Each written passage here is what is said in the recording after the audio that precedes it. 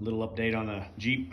Got the body loaded up. I'm gonna take it to get it blasted. And I got body panels. I got the floor panels there. I got that step edge, and I got this side panel coming. I'm just gonna replace the whole goddamn thing. But that's what it is.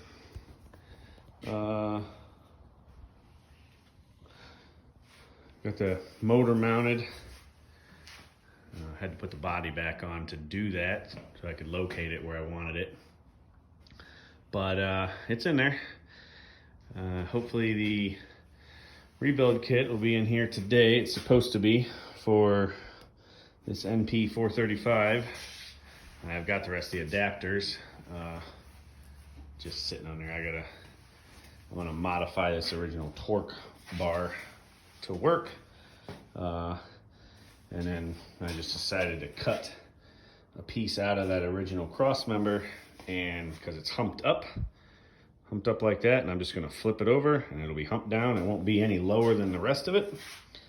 And it'll be pretty good. Everything's coming together, and hopefully I'll get some goddamn cameras set up so I can actually film some working on it instead of just updates. But yeah, a little tip if you're going for like a restoration or a Restomod or anything like that, don't go with the energy suspension bushings. Just don't do it. They're a pain in the ass. I mean, they're good quality. They're not OEM spec size-wise bushings. So you end up having to figure out what to do, especially with these caps. I had to get all brand new caps right here. These little sleeves. The old ones I had like one good one, but when you put it together, right, it's longer than the other side of the bushing. So this front one will be okay. It's plenty long enough. You can see up in there. When it crushes down, this bottom piece, it'll be fine. But the rest of them, I have to trim that bushing because it's too long for the bottom side of these. So do it all over again. I would most definitely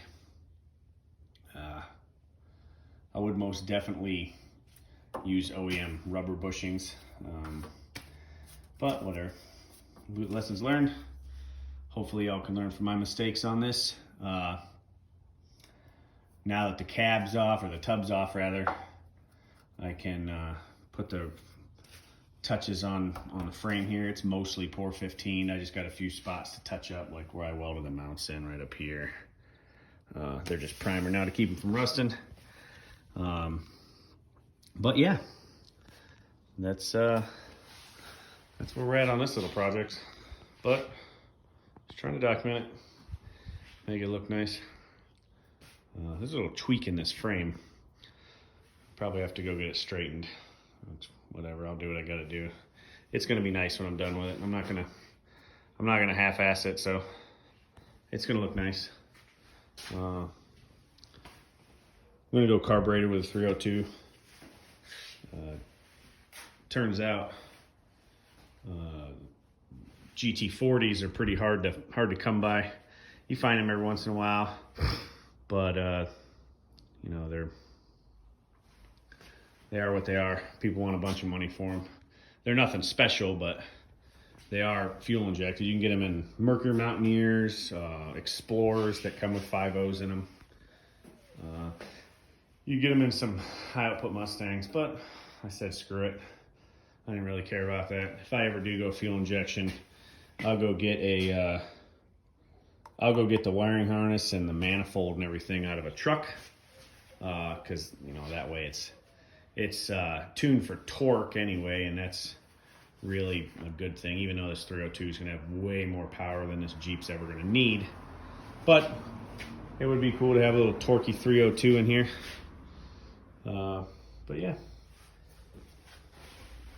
I'll get this frame completely done. hopefully by the time the body's done being blasted, I got the brakes to put back on, hubs to clean and grease, axles to put the final coat of paint on them. I wasn't really worried about them because I knew they'd get messed up with me putting crap back together. I don't exactly have a world-class garage here, but it is what it is. So anyway, that's where we're at. That's the update. Kennyman Franklin out. Boom.